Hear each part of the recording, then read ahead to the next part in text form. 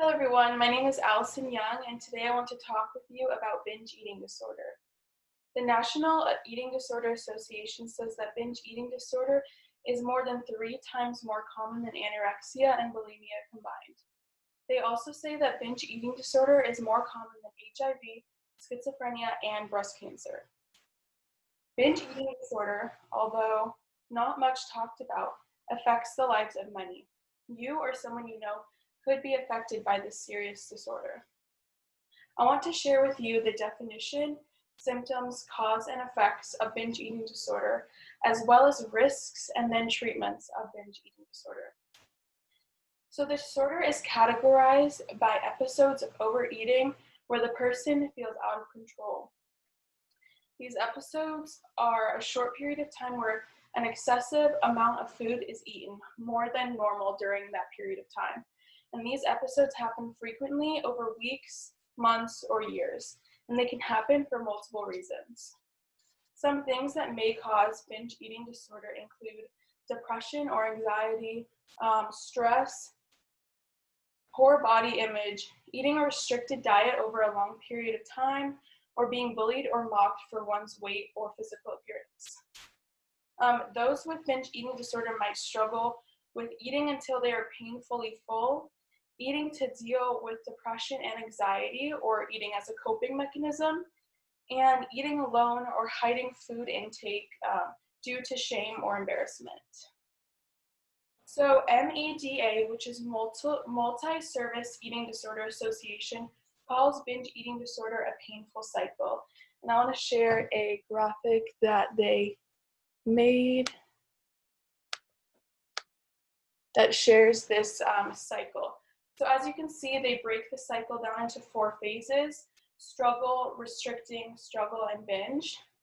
So there's a multitude of reasons that someone would be wrapped into this cycle, but I'll just share one example.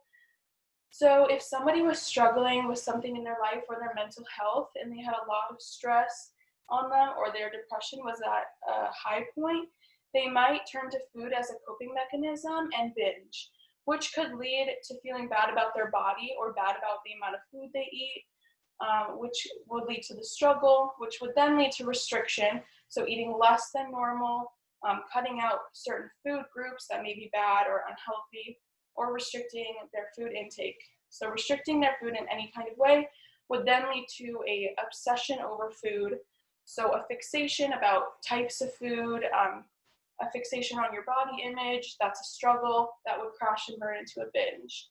So like I said, anyone can start at any phase in the cycle and go through it, but that is just one example of how the cycle might hurt someone with binge eating disorder. So what are the risks that come along with this cycle, and what are the potential life-threatening problems that binge eating disorder can put on a person? So binge eating disorder can cause obesity, heart problems, acid reflux, and metabolic damage. Metabolic damage is when your metabolism is slower or faster than it should be for your body weight and your height, and that can be pretty hard to reverse. So these are some of the physical aspects, but mental and emotional aspects are risks of binge eating disorder as well. So what can we do to treat or fix binge eating disorder? Well, treatment for binge eating disorder can include treating some of the reasons the binging was caused in the first place.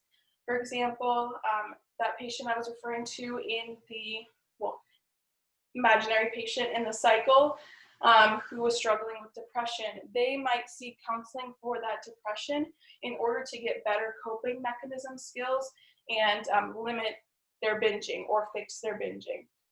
Other people might turn to healing their relationship with food at its core, so meeting with a nutritionist or through methods like intuitive eating to have a healthy relationship with food. So to conclude, binge eating disorder is a very common disorder that causes and is caused by struggling and pain and a lot of risks. Many risks are involved, and it is important to seek treatment for binge eating disorder, and it is important to focus on your mental and physical well-being.